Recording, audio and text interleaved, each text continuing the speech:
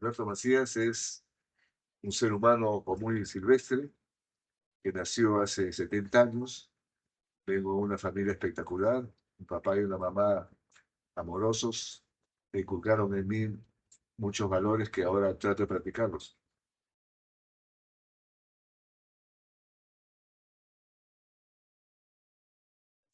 Bien, no es fácil decir, porque yo nunca me he creído nada, simplemente que he ido avanzando en mi vida.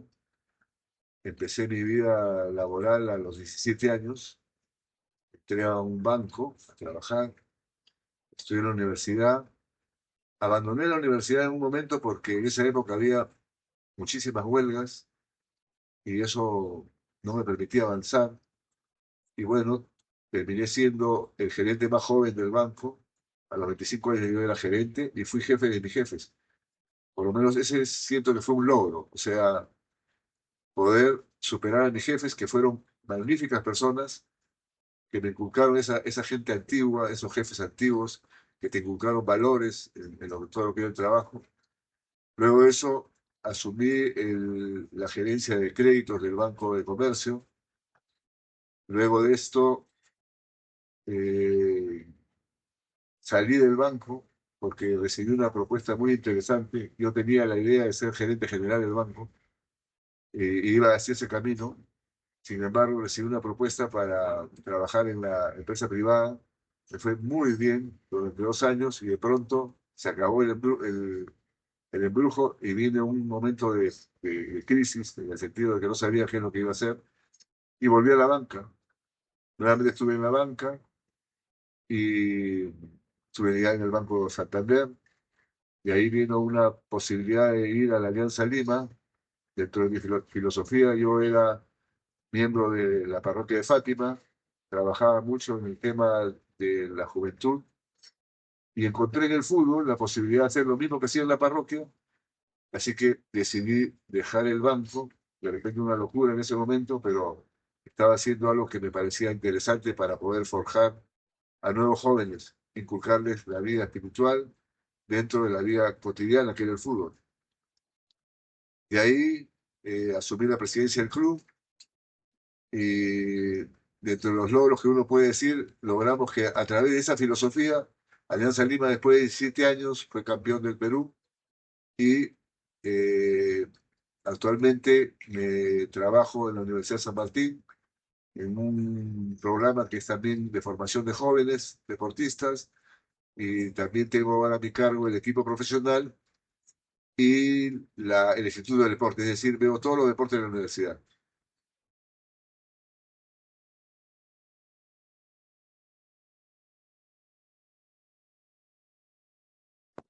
Primero, debería estar Dios. Efectivamente, Dios está por encima de todo, pero si me pongo en el lado humano, creo que mi familia fue muy importante en mi vida. Mi padre y mi madre fueron muy importantes. Mi mamá muy estricta, pero muy bien dirigida. Mi padre era un tipo que tenía el valor de la escala de valores muy alto, es decir, para él no había otra cosa que ser correcto. Y eso fue algo que me inculcó mucho en la vida y que me ha permitido a mí eh, tener lo que soy. Y también en un barrio de jóvenes que éramos casi 60 muchachos, jugábamos mucho al fútbol y ellos son el motor de mi vida. Es decir, mucho de los pasajes de mi infancia, los vivo ahora y los traduzco con todas esas enseñanzas de los padres de mis amigos, que me han permitido valorar lo que es el mundo.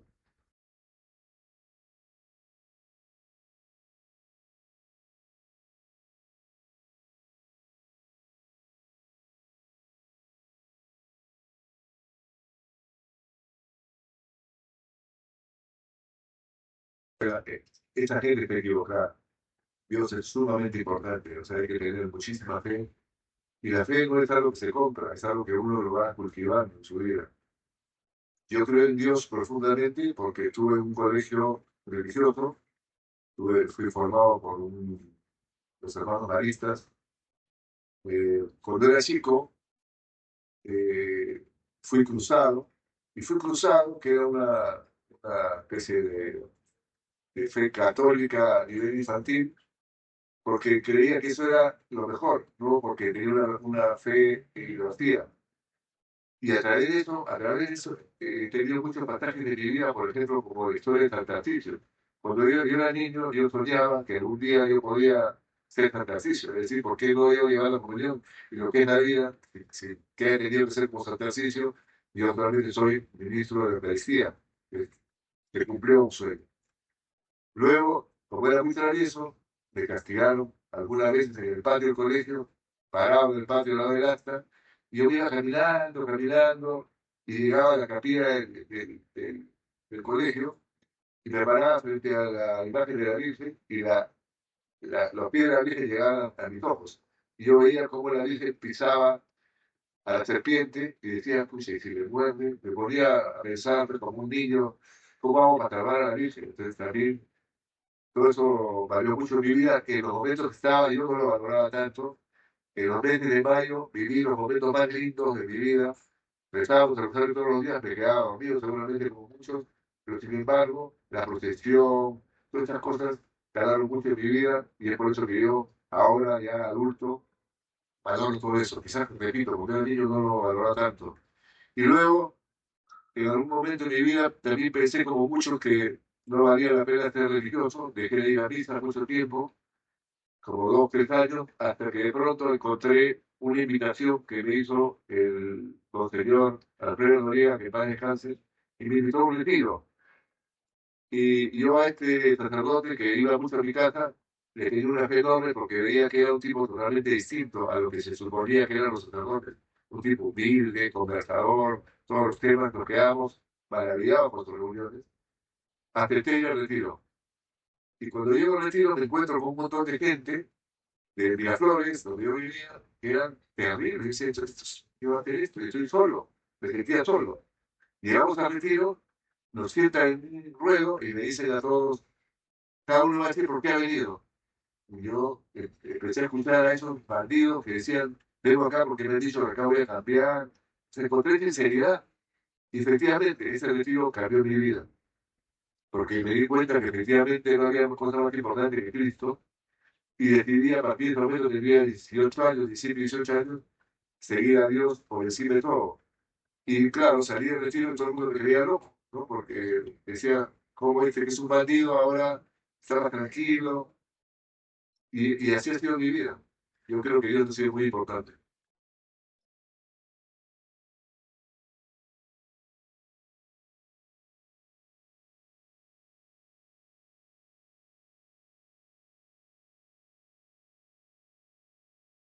A ver, a mí no me han dicho chupaostas, todas esas cosas, pero la gente me ha reconocido en el fútbol como cura. Es decir, yo voy a suponer que la imagen de mi vida hacia el público, en este caso el deporte, es que tengo pinta de cura. Eso me enorgullece, porque yo creo en los curas, creo en los sacerdotes que dan su vida por nosotros, y a veces yo bromeo con la prensa cuando me dice, ¿usted qué es cura? No, no, disculpe, yo no soy cura, ahora soy santo y voy a ser papa pronto. Es decir, trato de transmitirle que a mí no me ofende que me digan que soy cura, porque prefiero que me digan cura que me digan delincuente, ladrón, estafador, etcétera. Entonces, me siento orgulloso de ser reconocido como una persona que tiene fe y trato de transmitirla todos los días al entorno que tengo. Hace más de 2 o 3 años, todos los días me dedico a escribir y transmitir algunos pasajes del Evangelio que me llegan, que creo convenientes, a mis mejores amigos y a personas que creo que necesitan recibir de vez en cuando una gotita de aliento que significa, oye, Dios existe, tenlo presente. Y me pasa inclusive con mi familia, que algunos quizás han perdido esa fe, ese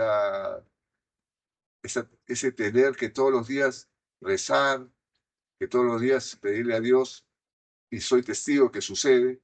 En los momentos más tristes de mi vida he visto que Dios existe cuando uno reza con fe y le pide, necesito orientación, no ayuda, no quiero que me cambies mi vida, quiero que me ayudes a discernir qué es lo que realmente necesito. Y maravillosamente sucede, ¿no? no sucede al día siguiente, de repente sucede una semana, un mes, un año, pero sucede. Es decir, Dios me dice, este es el momento que le estoy haciendo caso. Por eso es que creo.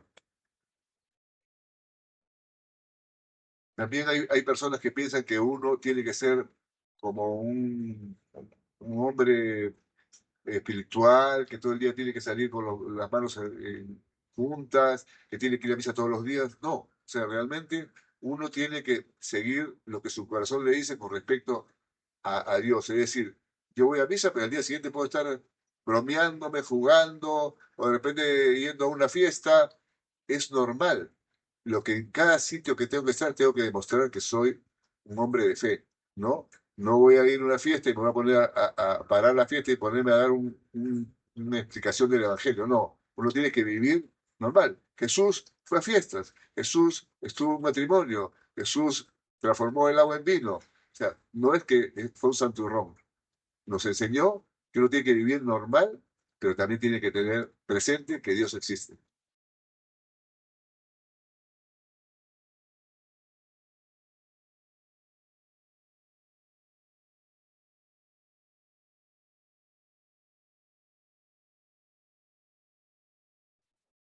A ver, sí, efectivamente, yo supongo que Dios me puso una misión en la vida. Como repito, yo estaba trabajando en la parroquia, en el Pelucutorio Pérez Aníbal, en el Instituto del Cáncer, en niños, pero no sentía, si bien sentía que hacía cosas positivas, yo siempre he sido muy deportista. Entonces, trasladar ese trabajo espiritual al deporte me permitió conocer muchísimas cosas, mucho más, y tratar en todo momento de cambiar las ideas que tienen los jóvenes con respecto al futuro, que Dios no existe, que no pasa nada. Vivimos un momento muy difícil de la vida, pero justamente en ese momento es donde uno tiene que pregar, no abandonar nunca el hecho de aconsejar. En el deporte, generalmente lo que vale aparentemente es el éxito, ser campeón. Y ser campeón para mí no es lo máximo. Para mí ser campeón es hacer lo que uno quiere hacer bien. Si eso te hace campeón, muy bien. Pero si no te hace campeón y te hace feliz, es importante.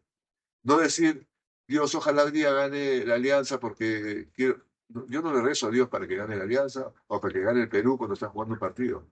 Yo simplemente le pido a Dios que las cosas salgan bien. Es decir, que nadie se haya lesionado, que no haya ningún atentado de las barras. Es decir, todas esas cosas son las que yo considero en las cuales uno tiene que saber que el deporte es algo que ayuda a la parte física, pero la parte mental, la parte de la honradez que uno tiene que tener en el deporte es trabajar bien, entrenarse bien, prepararse bien y luego, como cualquier artista, en el espectáculo, en el partido, dar todo lo que uno tiene que dar.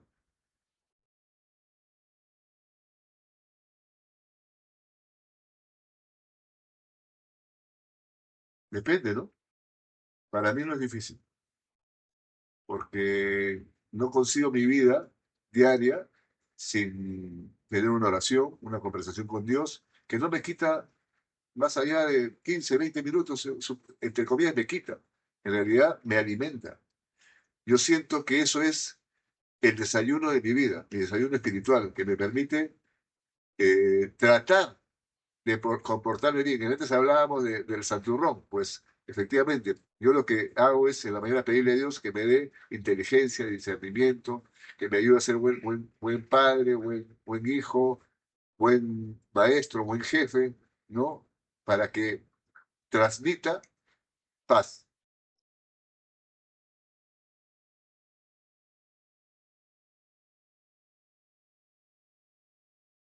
en el mundo, ¿no? El mundo en que vivimos. O sea, la cantidad de personas que están abusando del poder que tienen, ya sea político, social, eh, familiar, y que creen que son los dueños del mundo. Y eso es lo más difícil, creo. Pero uno tiene que luchar. Yo no puedo abandonar porque hay 100 contra mí, seré uno contra 100. David venció a Goliat.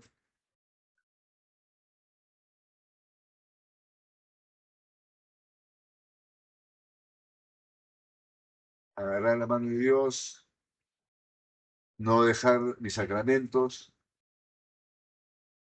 consultar con personas que están espiritualmente por encima de mí, eh, escuchar todos los días el Evangelio. Últimamente me ha ayudado muchísimo ver alguna serie, El Elegido, porque me ha hecho ver, por ejemplo, cosas que yo no había visto en mi vida. Un ejemplo de repente tonto, toda mi vida pensé que San Pedro era viejo, y viendo la serie, que no quiere decir que sea esta la serie que me hace cristiano, me pongo a pensar que San Pedro y todos sus apóstoles eran de la misma edad de Cristo, es decir, no eran viejos, eran jóvenes que querían seguir a un líder impotente, ¿no? Impresionante, y ese tipo de cosas decía, y después, cuando dio el mensaje de la montaña, y decía, efectivamente, ¿cómo puedo hablar con 5.000? Y veía en la serie cómo los apóstoles, cada cierta distancia, iban trasladando lo que Jesús decía, eran como su micro, ¿no? Entonces, hay cosas que me han hecho ver que hay muchísimas cosas lindas en la vida de Jesús que me hacen sentir que yo también quiero estar ahí.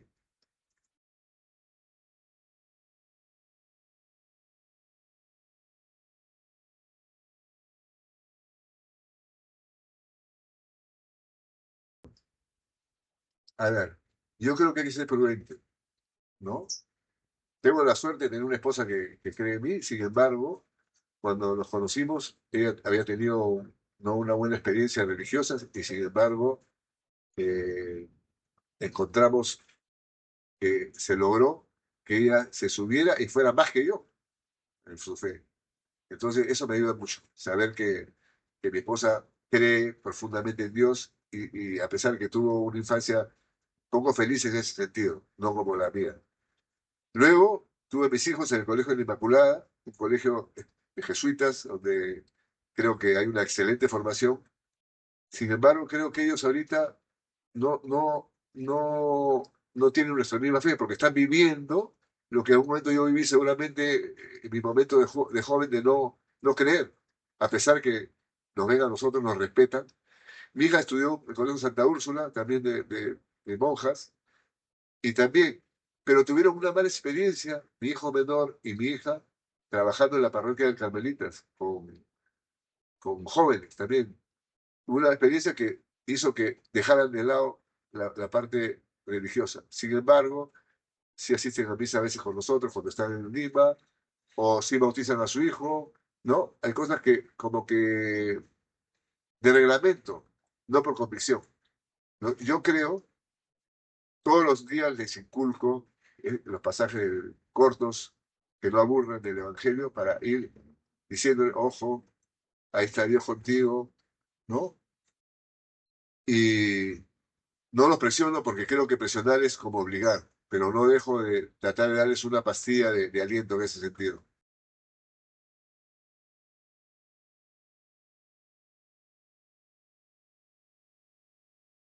Porque la verdad que me parece que es un hombre espectacular, como cualquier ser humano, tiene muchas críticas, pero me parece un tipo valiente, me parece un tipo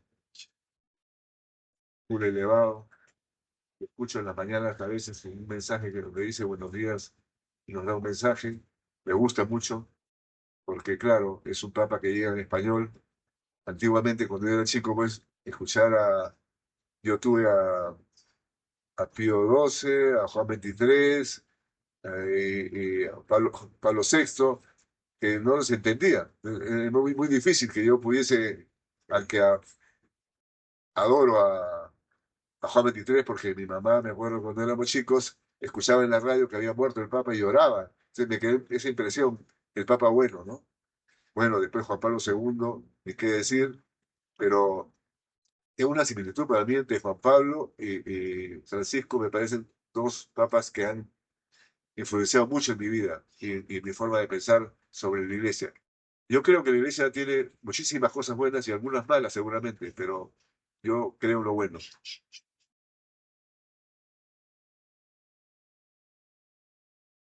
que me siento muy contento de poder colaborar con la iglesia. Si mi mensaje sirve, me sentiría muy contento de saber que estoy haciendo algo por la persona que amo, que es Dios.